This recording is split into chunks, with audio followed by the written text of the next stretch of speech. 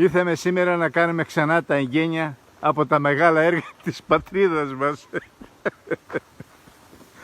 Εδώ θα ήταν να γίνει η εκτροπή του Αχελώου. Εδώ θα γίνονταν η εκτροπή του Αχελώου, να γίνει λίμνη αυτό εδώ όλο, και εδώ θα γύριζαν τα νερά για να ποτιστεί η Θεσσαλική πεδιάδα.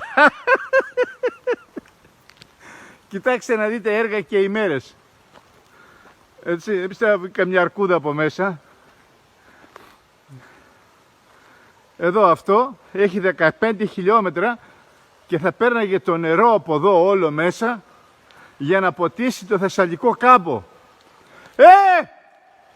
17 χιλιόμετρα πάει μέσα. Βλέπετε.